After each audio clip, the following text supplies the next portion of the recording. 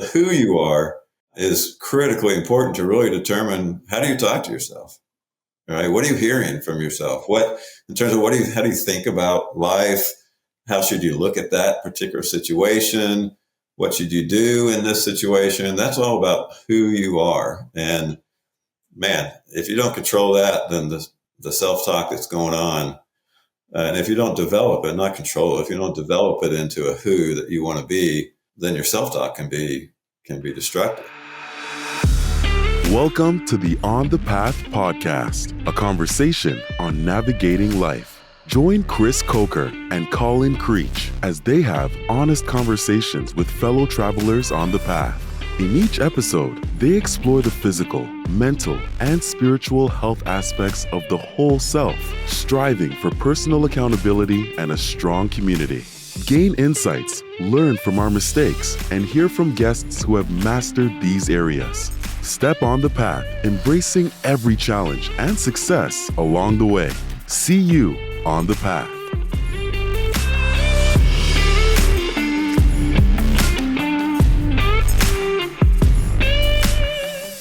All right, Chris, we've got a very special guest on the Path podcast this week. His name is Bill Journey. He's somebody that I actually grew up with. He was my friend's dad, and obviously that has a different style of a relationship, but it was probably a couple of years ago. We were having a couple beers, my dad, me, and him and his son, and I was like, this guy, there's a lot more going on here than just this adult figure I knew growing up. And obviously on paper, he's had a really impressive career, over 34 years in a Fortune 50 company, but there's those things we see on paper and then all those other things that make somebody who they are and super unique and really helps shape things in other people's lives if they care to pass on that knowledge. Yeah, absolutely. And in addition to all of the corporate success he's found, the stuff that's not on the resume is the family life. I mean, he's been married for over 40 years.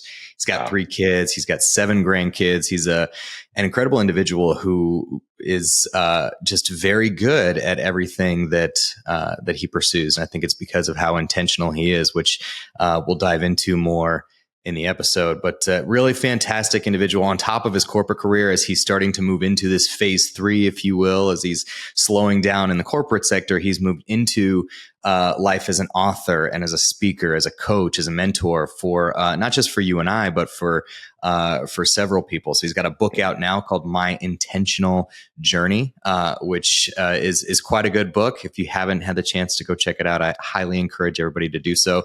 And my favorite resume bullet of Bill's, Colin, I'll leave it to you, but this one really caught me off guard the first time you told me. Published author, now mentor, coach, impressive corporate career, but just happens to also be very passionate about American Ninja Warrior, owns a gym in North Dallas. And that's just something that, makes somebody so unique. There's so many different sides of them and really helped shape our podcast, and excited to have him on this week. So let's dive into the episode with Bill Journey. Welcome to the On the Path podcast. We have the privilege today to sit down with Bill Journey, who I've known for a long time. Chris has recently met, and he's had definitely an impact in shaping this show and really helping us refine our methodology. So it would be a miss if we didn't have him on to get to know more about him, but get to know more about some of the work that he's done in his own methodology on his own journey on the path. With that being said, Bill, we like to get really serious right away. So all right, let's do it. The first question is, here you go. The first question is, if animals could talk, which would be the rudest? Oh, I think donkeys. Would be the rudest for sure. Did you get that from Shrek or? No, they are mean animals. They're like, you put a donkey in the middle of any sort of other group, and they are the ones that are boss and kicking everybody around and protecting everybody, and they don't care what you think. That's probably where the term a-hole came from, actually, now that I'm thinking about it. Yeah, absolutely. See? Yeah. It's definitely got a reputation. So again, leaving an impact on us and this show of just words, the history behind them, but obviously, donkeys are probably the rudest animal. Yeah. Chris, are you aligned with that answer? You have any pushback there? I'm good with it. Well, at first I was like, wow, that was so fast, Bill. I was surprised at how quickly you had an answer just sitting in your pocket, but I could see it. And, so, and if you're at all familiar with Bible stories, there's one animal in the Bible that ends up talking, and it's a donkey. So it's, why on earth would that be the case? So you got to watch out for those things. I like that we're just starting with that. That's the most important takeaway for everybody listening. Stay away from the donkeys. Stay away from especially if they talk. Yeah. Absolutely. Awesome. Well, hey, Bill, as Colin said, it's an absolute pleasure to have you on the show. It was great getting to know you out in Dallas, and the conversation we had was great. I could tell that we could have gone on for several more hours, but it was just such a good time. And as Colin said, you really helped helped us shape the direction we were going, some of the things that we were talking about, and you were a great soundboard. So I think for all the listeners, just to kind of get us going here, I'd love to hear from you on what's an experience that shaped you and kind of helped grow you into the man you are today. Wow, that's a big, broad question. It's a left-hand turn from the donkey question. Yeah, absolutely. Let's get serious pretty quick. Yeah. I guess I have to say there is nothing more shaping than getting married and having kids. I'll tell you that. There's a whole, you end up growing up and you got your raw material to work with, but as soon as you end up getting married and having kids, you better shape up.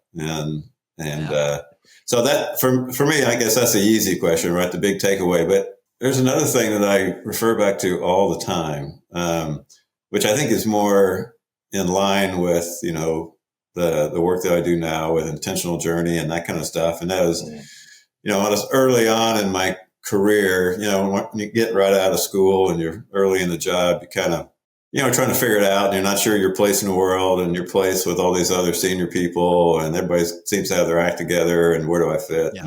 And early on in my career in this organization, I'd show up in these project meetings and a bunch of other people there, and I'm just kind of the newbie. And I'm listening to all this talk, and these people, get doing this presentation, and other people chiming in and say, "Yeah, this," and they add all this value, and I'm sitting there going, "Am I in the right meeting? Because I don't understand anything that they're saying."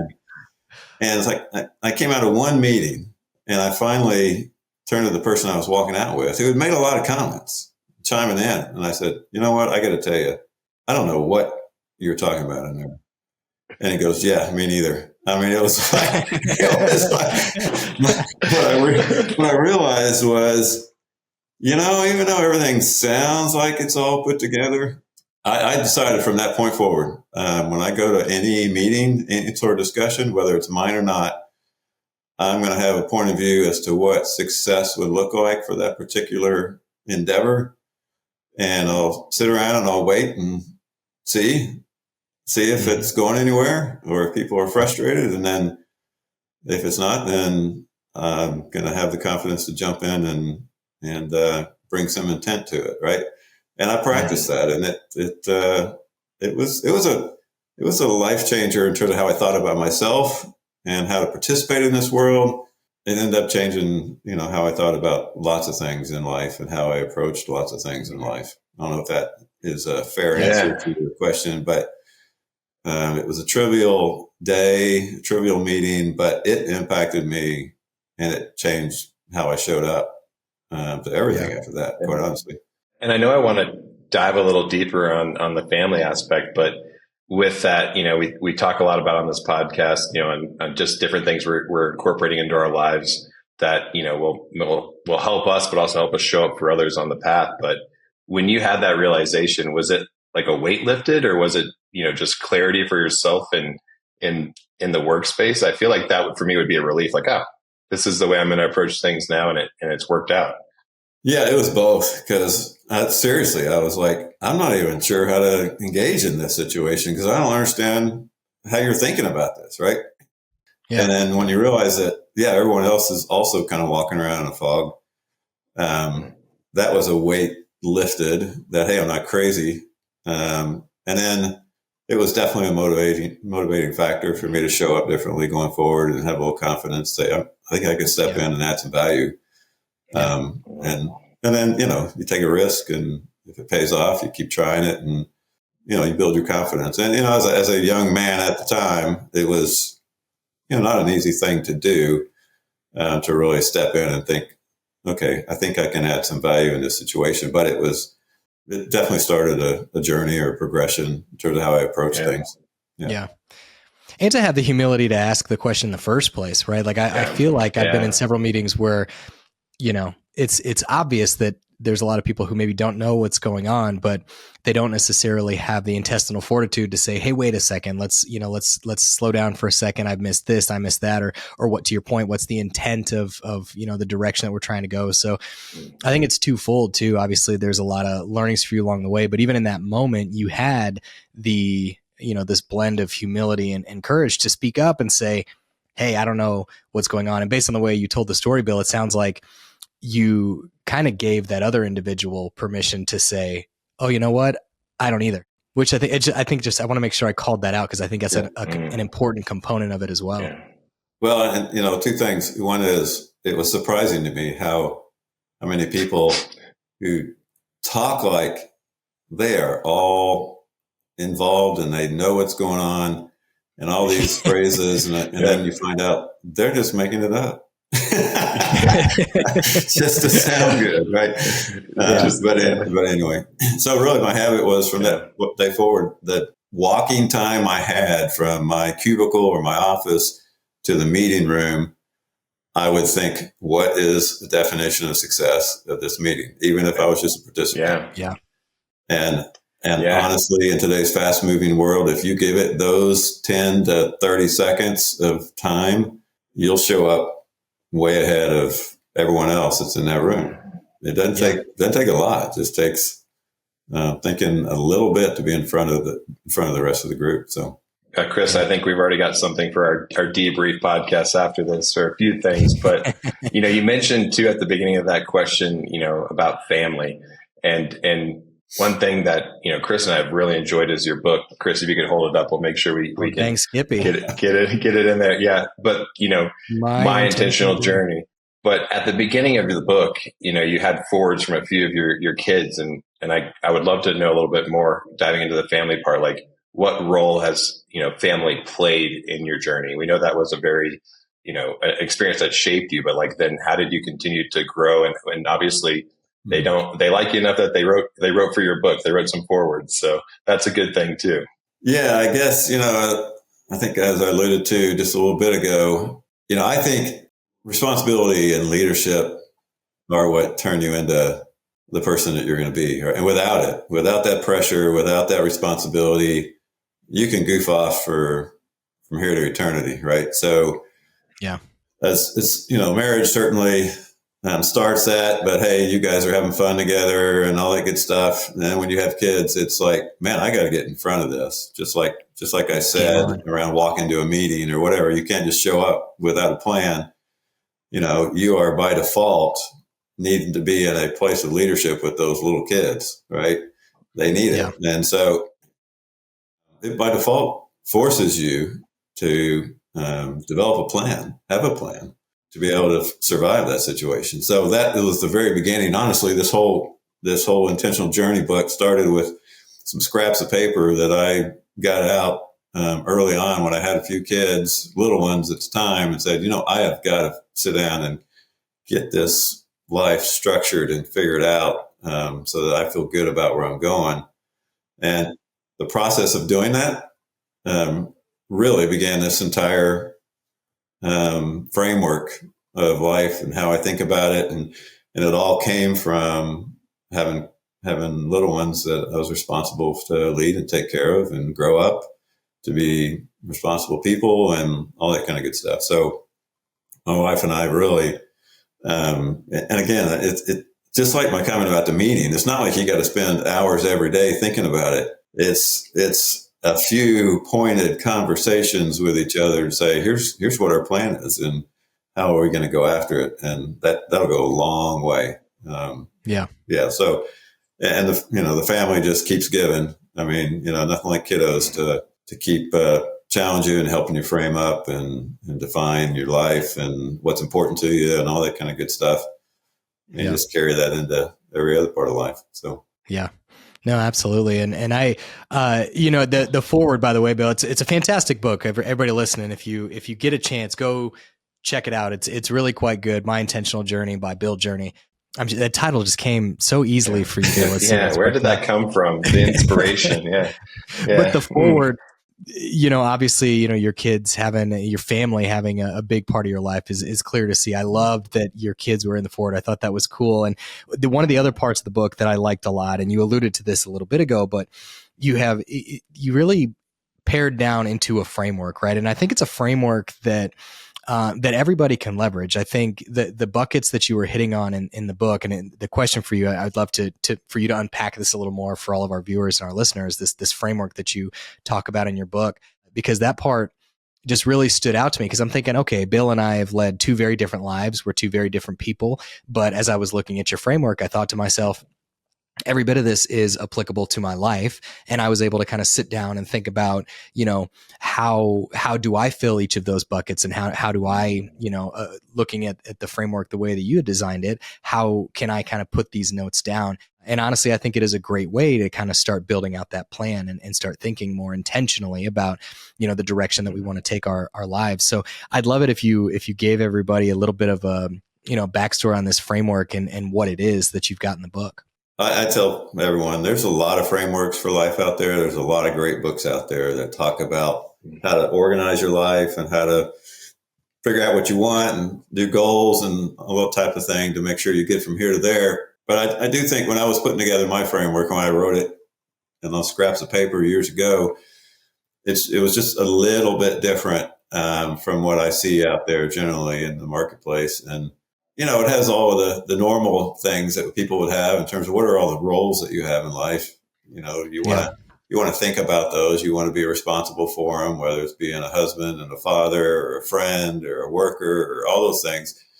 All the things that that easily come to mind in terms of what you are. And I put that in the category of this type of thing that when you show up at a dinner party or whatever, people say, "Hey, what do you do?" It always starts with what. Yep. Start with the what. Yeah. And so the what is the easy thing. It's the one that faces everyone, and it's what they see. But the who you are is a very different thing. It's the, I don't know about you guys, but I am pretty sure that every human has constant self-talk going on in their head, right? Yep. They're talking to themselves. Absolutely. And it's guilty. By the way, as a side note, there was one time when I was working this particular place, and I was not really happy at the time, and I got to the point where I knew what my exit speech was going to be. They say, "Hey, why'd you leave?" And it was going to be, I got tired of talking to myself. I mean, it was like that self-talk just starts winding up and really directing you. And directing how you think about things and all that good stuff. So the who you are is critically important to really determine how do you talk to yourself, right? What are you hearing from yourself? What, in terms of how do you think about life? How should you look at that particular situation?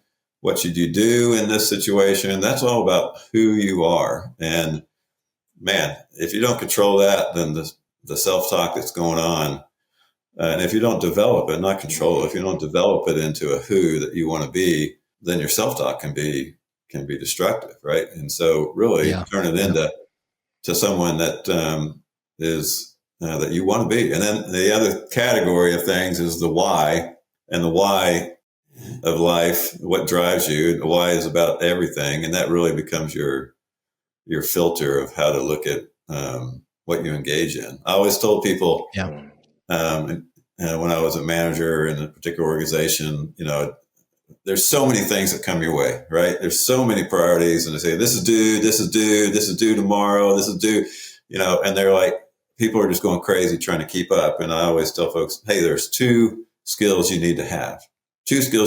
Number one is you need to know how to prioritize, right? You got to have a way to prioritize this long list of stuff that's coming your way. And number two, you got to know how to cut the list after that. In other words, you can't get it all done, all right?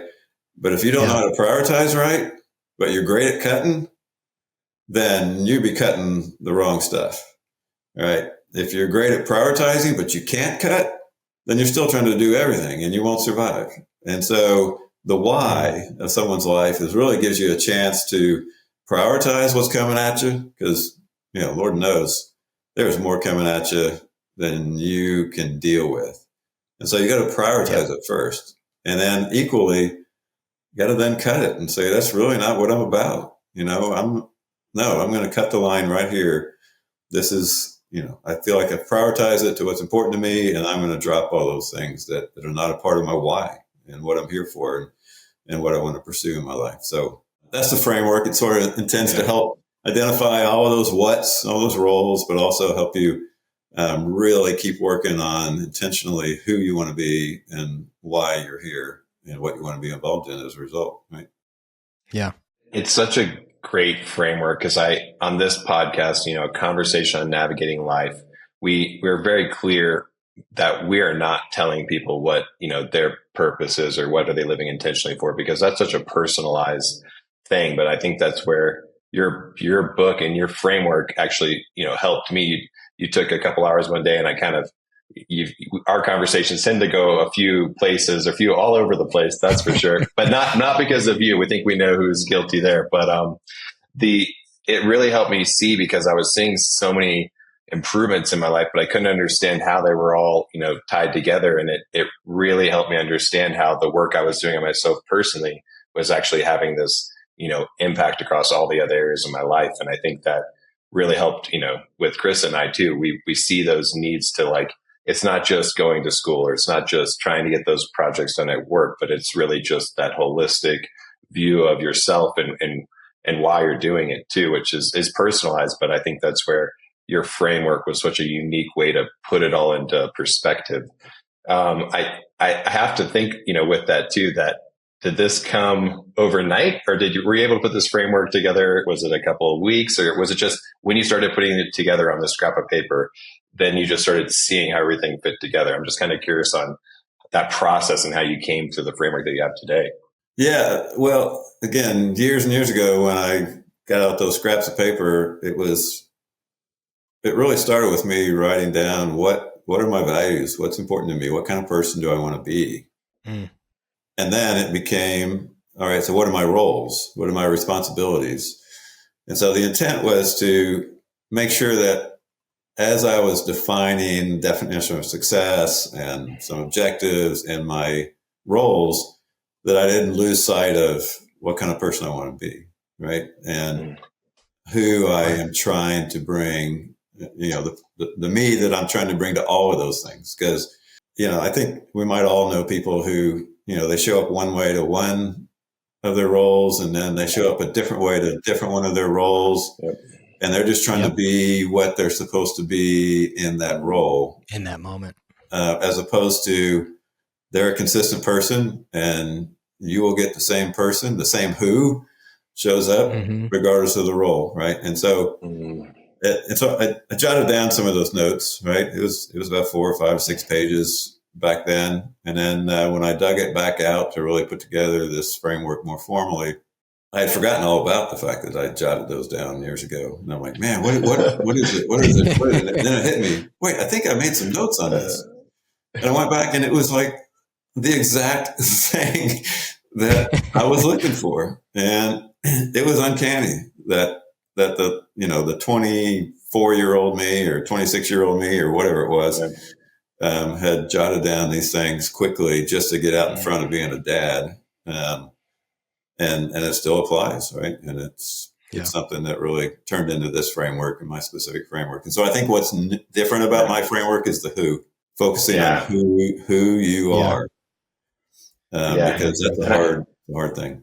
And I was so lucky to have you there, helping me through it, because I was struggling a little bit, in which boxes things fit in. And thankfully, I had the Intentional Journey Mastermind right there with me to help me kind of organize things. But are there certain aspects of the framework that come easier to others? Is there certain places you think people should focus? Because I know once I got it all together, it made a lot of sense. But maybe you've seen consistently where some people are like, is this my purpose? Is this my job? Like, where, where do I put them in which box? If we break it out between the what you do as the roles, who you are as a person, and why you're on this journey at all, right? What you're trying to accomplish in your life. The easiest stuff for people to think about, as I already alluded to, is the what. All right. I'm a dad. I got 3 kids. I'm married. I do this. Here's my diet. Here's my exercise. Here's the money situation. The what stuff it's pretty measurable, right? And you can kind of rattle it off, and everybody's satisfied. Okay, got it. But I mentioned to you that dinner parties, everybody's asking what you do, et cetera. I have to tell you this other story as an example of what's easy and what's not easy. Okay. You asked what's the easiest part and what should people focus on. When all my kids were in town to go to a nephew's wedding. All right. And we were at the reception afterwards. And so our family was sitting at this big round table, and there's, my daughter brought the guy she was dating. All right. To this wedding. And so, this is like this is like an intro to the family. You got to meet everybody. And they came in from out of town, right? So, so this is something special, right? And we're all gathering around. We don't know this guy. And we're sitting around this big round table, and the music is loud. There's dancing going on. You can barely hear. And my youngest son is on the opposite side of this round table. It's big round. There's about 10 of us around this table, and he can barely hear. He can barely be heard. And so at the top of his lungs, as loud as he could say, he yells across the table, "JD, who are you?" I mean, not what do you do? What, who are you? That's awesome. Imagine if somebody walked up to you and just asked, "Who are you?" Yeah. That's a tough question. It's tough. It is. Yeah. Right. But that should be, at the core, that's more important than what you do. And so putting some time and effort into being able to answer, "Who are you?" That is important. And that takes focus. And then layering on top of that, why? What's your why for any of this stuff? That takes focus. You get those two figured out, which are the harder things to focus on. It's easy to focus on the what, but you get those two, they'll sandwich the what, and it'll turn into something different and something better, and really head you towards where you want to be. So it's certainly an important element. And I was at a funeral service, memorial service, not too long ago, and it hit me that epitaphs for people seldom have the what, and it's usually words about who they were. Yeah. Right? So if you want to, if you want to live on, what's going to live on is what they remember who you were. Yeah. And man, that's worth putting some intention around, right? Yeah. Say, that's a sobering thought.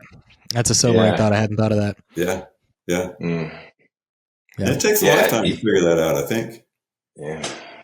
So let me add, one thing I want to go back to real quick, just because I think it's a good one. You're talking about this voice in your head. And I remember, and for everybody listening, if you've listened to previous episodes, Mike Saraley had mentioned something on one of our episodes where he said, the most powerful voice in the world is the voice in your head. Yeah, absolutely. And I think I guess the good part of that is that can be taken in either direction, right? That voice in your head can lead you to good things or it can lead you to bad things. And this concept of being intentional, it also goes into that all of that self-talk. Like when you have that negative self-talk, address it and figure out, well, what's leading me to feel this way, or what's leading me to have these thoughts? And then what do I need to do to change it? How do I, tackle, this isn't who I am, right? I'm having these negative self-thoughts, but this isn't who I am. And how can I go about,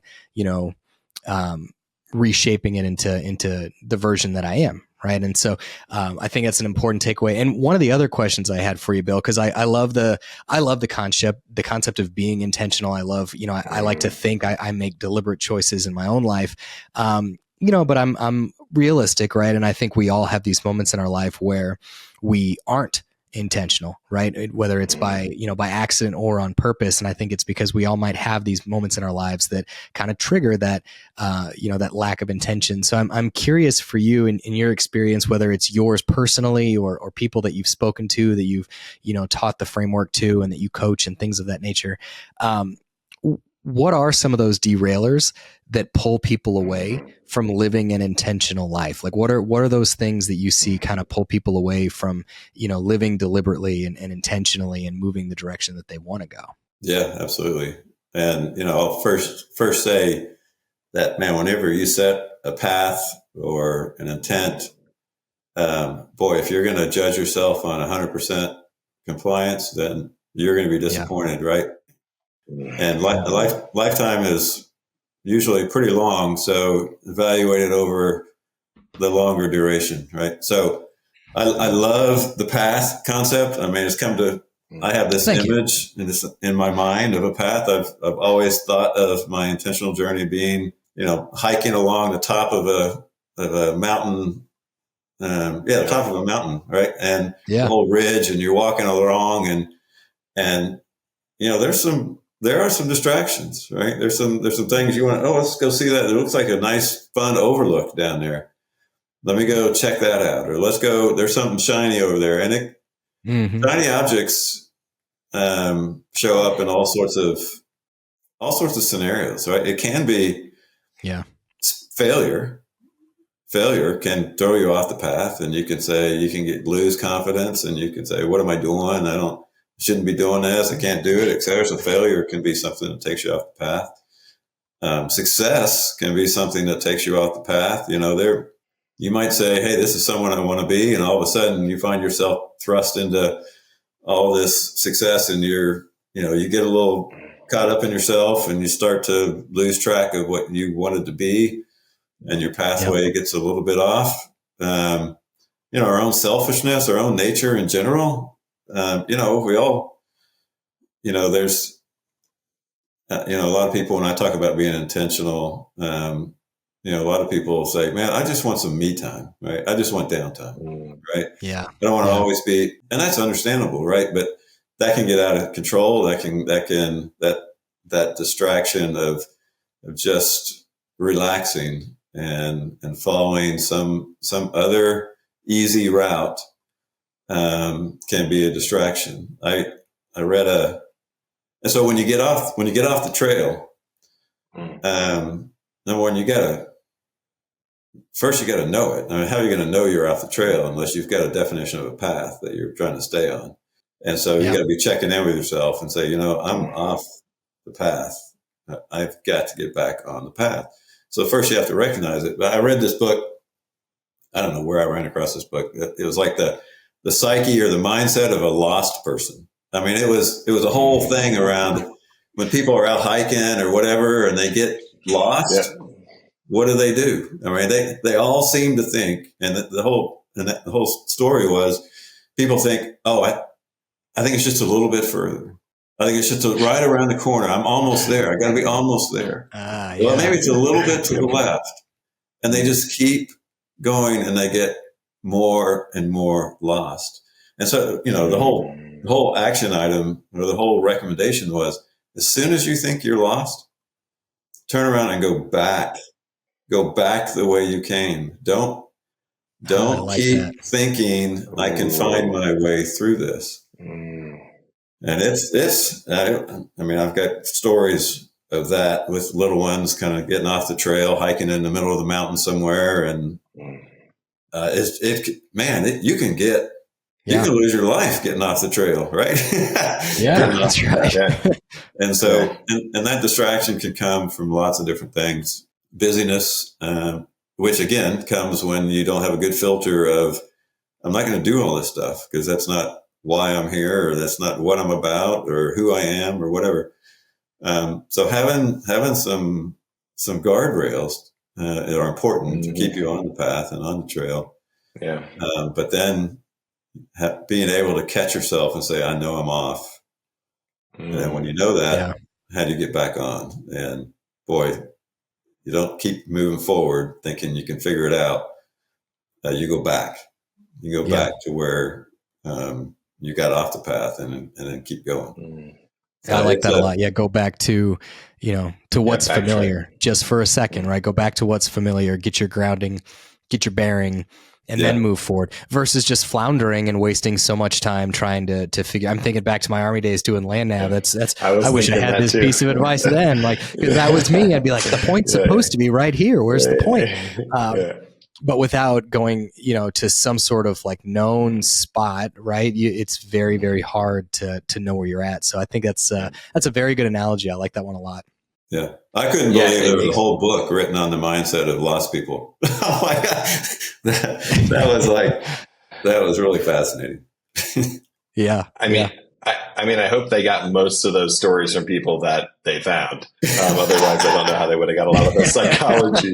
But what you said made me really think, because obviously we've got our whole self philosophy, physical, mental, spiritual, personal accountability, and a strong community, and we kind of view personal accountability and strong community as our guardrails. And, a lot of what you were saying, also made me think of like reflecting, okay, like how did I get here? How do I get back to where I was? But then the strong community part made me think of something that you also had in your book, which was utility friends, pleasure friends, and good friends. Maybe you can tell us more about that, because we think that sometimes you may not know, or sometimes you need, those people in your life that that can help you get back to where you're going, get back on your path. But maybe you can break those out a little bit for us here too. I would say there's very few people that you'll let into, that closeness to you that knows, as you said, everyone's unique in terms of what their path is, their why, and it's best to find somebody that shares as many of those commonalities with you. Yeah. So that they can, when you find them and you can connect with them, man, it's best to be transparent with them and say, hey, here's what I want in life. Here's the kind of person I want to be. Here's why I want to do things. And those things as well in your own life. So, man, hold me accountable, right? If you see me getting off the path, getting distracted, doing something that's going to throw me off, call me out on it. Right. And in my life, that's less than a handful of people. Right. Yep. That know you that well, that you can give that sort of authorization to. And even then it's hard. Right. And so, but it's definitely one of the most valuable things in life is to have somebody to tell you, because, we can talk to ourselves and think that we can get back on path. Right. And we can be lost in following things. And sometimes it might need somebody to say, I've been noticing you're a little bit off the path. You might need to get back on. So, and have humility enough to listen to him and say, you're probably right. So. That's right. And I can relate the good friends category. It's very, very few, because it takes, you can have friends that might say, they root you on, right? You've got I have a lot of friends that might root me on, but that's different than a friend that's going to say, hey, I've been watching you. There's this thing that you're doing that just doesn't, why are you making that choice? Why are you doing it? The good friends are the ones that push and challenge along the way, which I think is good. Absolutely. I have a story with that too, because recently, not Chris, somebody got injured in a sport that they're dedicated to, and they were like, "It's okay, I'll be good by the next, in 2 days, so I can do this test, so I can become a higher level in the sport." And thankfully, they listen to their strong community. Vice versa, let's say we're hypothetically talking about Chris and Colin.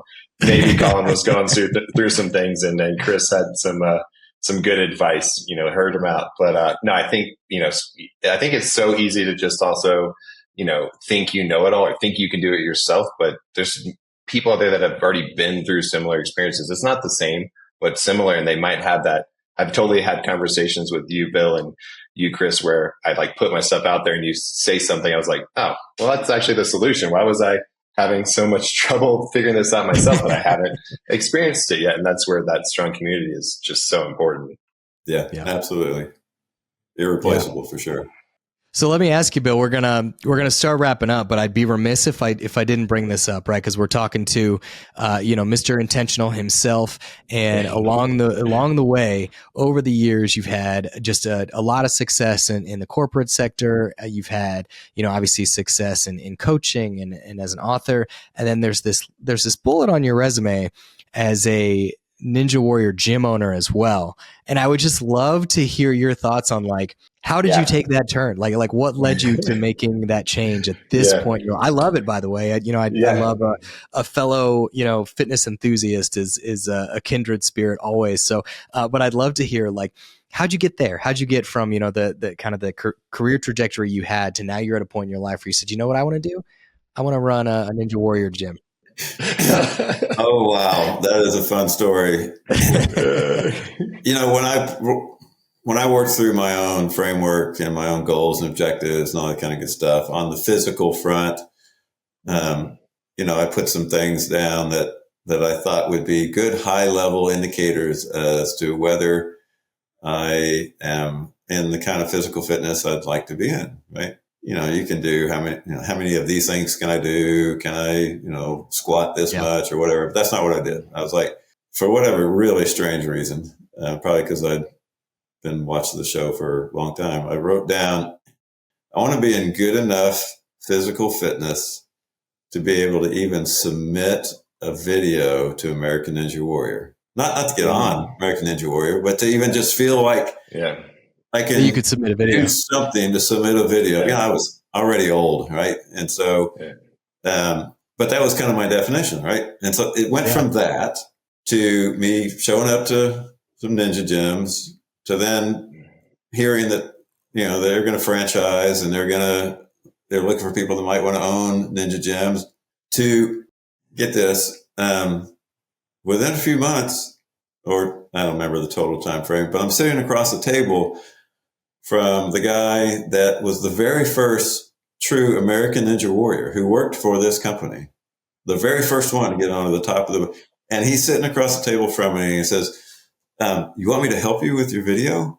All right. Now, so imagine that. Imagine me just being on my own, just kind of privately writing this thing about submitting a video and not even wanting to show anybody that. Right. Yeah. To a period of just genuine, intentional pursuits of trying to, get fit and do this stuff. And what it turns into is sitting across the table from the very first American Ninja Warrior. And he's saying, that's awesome. Can I help you put together your video? I say all that to say, boy, you figure out what you want and you put some success and some objectives down. It's not going to happen exactly the way you want, but you'll be amazed at what intentionality does in your life. Yeah. I mean, it doesn't happen overnight, but every little step, life is a long time. So you take a step every year and, you'll be surprised what can happen. So that's how it turned into that. It turned into just a goal started with just a goal on my framework sheet and turned into now I own a ninja gym. That's awesome. That's awesome. No, I love it. I think it's great. Yeah. It honestly was, obviously your career clearly led you to that on paper. That's sarcasm, but having known you for a long time, I did start seeing things appear in your backyard, little setups, and I was like, oh, okay. And I've gone to your gym, and I have to say, one, I probably didn't tell you, but I was so sore the next day, things I never utilized.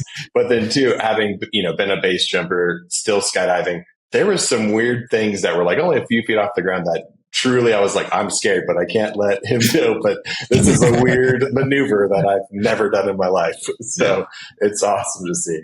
It's fun. It's a fun new life. So I think it's great. And I, just to kind of recap what you said there, it's kind of, the best way to make something come true in your life is to decide that you want that thing to be true. And I think that's really lockstep with this idea of, taking an intentional journey. Like the first step of that is deciding, right? Like once you've written it down, once you know the direction you want to go, to actually decide like this is what I'm going to achieve. I'm going, I want to train the way the Ninja Warriors train so that I could submit a video. And once you made that decision, then suddenly these intentional steps just start falling into place. So Yeah. I really want that to be, a takeaway for everybody listening right now. Some of it is also just deciding that you want to do it, right? Like just say like, these are the things that I'm going to do, and then be intentional about doing them. I think is big. Yeah, absolutely, Chris. I do want to add though, one caveat in that, the subtitle on my book is Getting into the Front Seat of Your Life, right? And what I would say is so many people, you remember maybe a group of four guys going out cruising on a Friday night or whatever, who's got shotgun, right? Who's in the passenger seat and who are in the back seat. If you're in the back seat of your life, someone else is driving. All right. You have no idea. You're not influencing it. You're just back there goofing off. They're taking you wherever they want to take you. And getting into the front seat, you have an opportunity to actually help direct where we're going. Now, I don't say I'm in the driver's seat, because there are a lot of things in life that can come your way, right? And I personally believe that I don't control everything. There's someone in a higher seat that has a lot to do with that, right? So, but if you're not in the front seat, you're not influencing where you're going at all, right? So yes, I completely agree. Getting in the front seat, saying here's where we want to go, you got a much better chance of taking some steps and getting there and becoming the person you want to be and take on the responsibilities that you want to take on. So I completely agree with that. Awesome. Well, this is the part of the show where we give everybody your personal cell phone number. I'm just like, no, it's honestly been an absolute pleasure. Honestly, your book, I think it really complements what we're working on here at On the Path, because if you're really trying to figure out who's in that front seat and how to get there, it's a great way to just start kind of putting things into a framework to really see, where your priorities are, where your growth areas are, and help you stay on that path. Chris, any last words?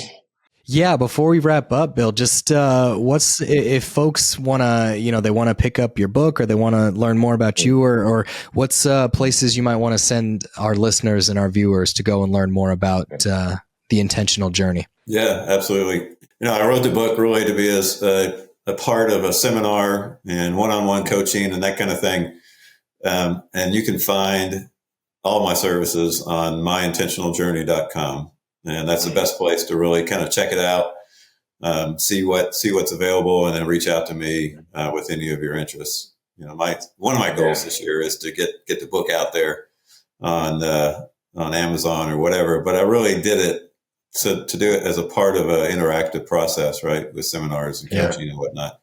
But since it's on my goal list, it'll happen. It'll happen. You've decided it's going to happen. Yeah, exactly. So myintentionaljourney.com. Myintentionaljourney.com. We'll make sure we put it in some of our links and on our socials, because it honestly is a great book, and I hope more people get their hands on it and really, get on their intentional journey on the path. Yeah. Absolutely. Yeah, I can't agree more. I mean, I can't show you over the Zoom screen here, but I've got like dog ears and highlights. Bill, it's a phenomenal book. It's I really appreciate your journey, and I appreciate the influence you've had on mine with your framework and some of the lessons that you have here. So it's been an absolute pleasure talking to you on the show here on the path, and very much looking forward to more conversations in the future. So thank you very, very much for joining us, and for everybody listening, we'll see you on the path. See you on the path.